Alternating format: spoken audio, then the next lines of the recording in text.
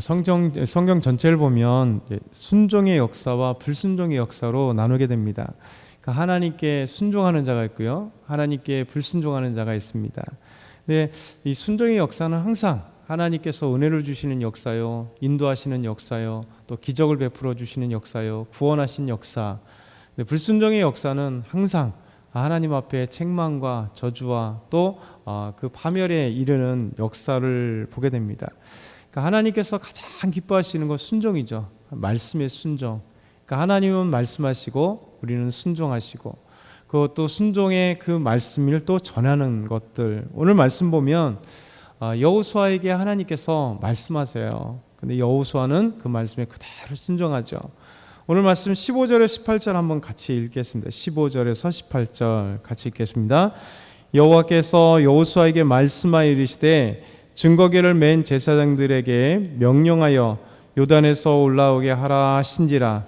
여호수아가 제사장들에게 명령하여 이르기를 요단에서 올라오라 하매 여호와의 언약궤를 맨 제사장들이 요단 가운데에서 나오며 그 발바닥으로 육지를 밟는 동시에 요단물이 본 곳으로 도로 흘러서 전과 같이 언덕에 넘쳤더라. 하나님께서 여호수아에게 말씀하세요. 이게 여호수아의 시작점과 동시에 하나님은 이제 모세가 죽고 여호수아를 새로운 지도자를 세우신 다음에 계속해서 여호수아에게 말씀하세요. 그 여호수아는 그 하나님의 말씀을 듣고 곧바로 말씀에 순종하여서 하나님의 귀한 일들을 감당하죠. 오늘도 여호수아에게 하나님께서 말씀하셨습니다. 이제 요단강에 들어간 제사장들, 그러니까 요단강에 먼저 제사장들이 여호와의 언약궤를 메고 들어가라 명령하셨잖아요. 2000규빗 약 900m 정도 떨어진, 그래서 여호와의 언약궤를 맨 제사장들이 가고 그 다음에 이스라엘 백성들이 따라오고, 그래서 하나님의 말씀대로 순종하는 거죠. 그래서 이제 여호와의 언약궤를 맨 제사장들이 요단강, 강물이 철철 흐르는 요단강에 탁 들어섰을 때 요단강이 끊어지고 그리고 마른 땅이 되어서 이스라엘 백성들은 이제 빨리 지나갔습니다. 그리고 난 다음에 이스라엘 백성들이 다 지나가고 난 다음에 하나님께서 다시 여호수아에게 말씀하셨습니다. 너는 명령해라. 언약궤 증거궤를 맨 제사장들에게 명령하여 요단에서 올라오라, 이렇게 명령하라 하셨습니다. 여호수아는 동일하게 그렇게 명령하죠. 제사장들에게 이르되 요단에서 올라오라. 그러니까 하나님의 말씀에 순종했더니 요단 강물이 갈라지고 한 곳에 모이고, 그리고 마른 땅이 되어서 홍해같이 건너게 되었습니다.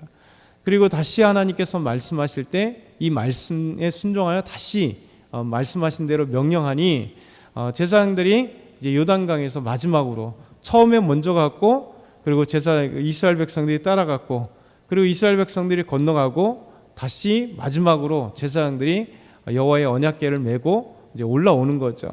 이 증거궤 언약궤를 메고 올라오니까 그들이 다시 그 뚝에 발을 딱 밟는 순간 멈췄던, 끊어졌던 요단 강물이 다시 흘러 넘치게 되는, 그러니까 하나님은 놀라운 은혜들을 경험하는 거죠. 자연을 잠깐 일시적으로 하나님께서 자연 법칙을 파괴하시잖아요. 그러니까 하나님이 세우신 자연 법칙, 그렇죠? 물은 위에서 아래로 흐르게 되는 거죠. 그런데 하나님은 잠시 그 자연 법칙에 요단강을 가르셨어요. 그리고 요단을 마르게 하시고 그리고 건너가게 하십니다. 그리고 제사장들이 뚝에 밟는 순간 다시 하나님은 요단강이 흐르게 만드는 자연의 그 순리를, 자연의 법칙을 하나님이 지으신 자연대로 쫙 흐르게 되는 이 기적을 베풀어 주신 겁니다. 우리 삶에도 마찬가지예요. 우리 하나님께서 말씀하실 때 순종하면 그 순종의 결과는 항상 기적과 역사와 하나님의 형통과 하나님의 은혜입니다.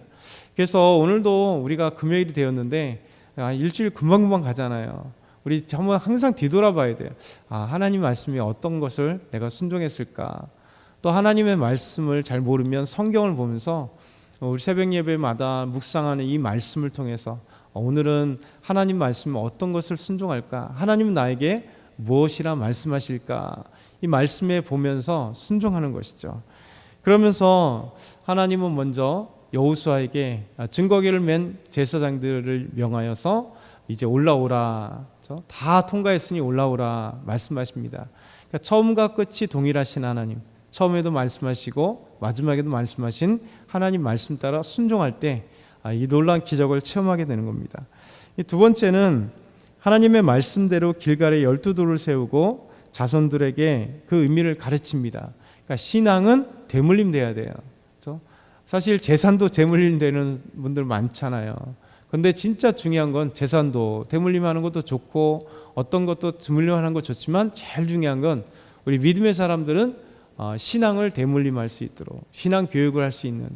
근데 문제는 우리가 하나님을 만나지 못한다면, 체험하지 못한다면, 하나님의 은혜를 경험하지 못한다면 우리 사랑하는 자녀들에게 얘기해 줄 게 없어요. 그냥 지식적인 얘기밖에 못 하잖아요. 그런데 우리가 신앙생활할 때 하나님을 체험한 이야기를 아이들에게 생생하게 전해줄 수 있는 거예요. 그러니까 우리가 체험해야 돼요. 우리 아이들에게, 믿음 없는 우리 아이들에게, 또 때로는 하나님에 대해서 물어보고 예수님에 대해서 물어본다면 성경에 나온 그 말씀 그대로 또 전하고 그 말씀이 삶 속에 하나님이 적용되었던 기도의 응답들과 하나님의 일하심과 은혜 주심과 구원하심과 이 모든 것들을 전해줄 수 있는, 오늘 이 말씀이 이제 어제도 말씀드린 것처럼 12도를 취했을 때 이 의미가 무엇인지를 하나님이 명령하신 거죠. 그래서 20절부터 23절 마지막으로 다시 한번 읽겠습니다. 여호수아가 요단에서 가져온 그 12돌을 길갈에 세우고 이스라엘 자손들에게 말하여 이르되 후일에 너희의 자손들이 그들의 아버지에게 묻기를 이 돌들은 무슨 뜻이니까 하거든 너희는 너희 자손들에게 알게 하여 이르기를 이스라엘이 마른 땅을 밟고 이 요단을 건넜습니다.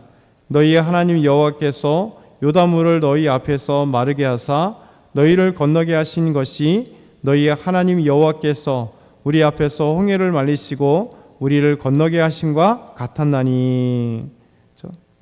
길갈에 세운 12돌, 제사장들이 섰던 이 요단강이 갈라졌던 그곳, 하나님이 기적을 베푸셨던 그곳에서 각 지파에 돌 하나씩 12개를 취하라 그랬잖아요. 이 12돌을 이렇게 길갈에 세우고 요단강에 세워놔서 사람들이 이제 묻죠. 특별히 이제 한 세대가 지나가고 다음 세대가 오면 직접 경험한 사람이 없잖아요. 그러면 기념물로 세워지는 거죠. 표징으로 세워지는 거죠.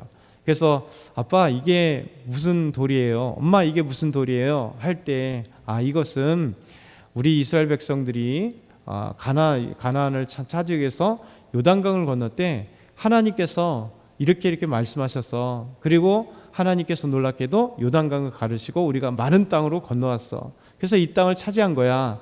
그러니까 하나님의 위대하심, 행하심, 기적을 이야기해 주는 겁니다. 그럼 살아계신 하나님을 경험하지 않겠어요? 그리고 동시에 그 기억으로 끝나는 게 아니라 신앙의 전수와 함께 동시에 하나님을 체험할 수 있도록, 그렇죠? 어제나 오늘이나 동일하신 하나님, 누구의 믿음의 모든 사람들에겐 동일하게 역사하고 싶어 하시는 우리 하나님께서 오늘도 우리가 이 말씀대로 순종할 때 우리 자녀들에게, 또 우리 다음 세대들에게, 또 교회에서 신앙이 전수를 할 뿐만 아니라 이 하나님의 그 놀라운 은혜들을 우리가 경험하고 그리고 다음 세대에게 전해주는 거죠.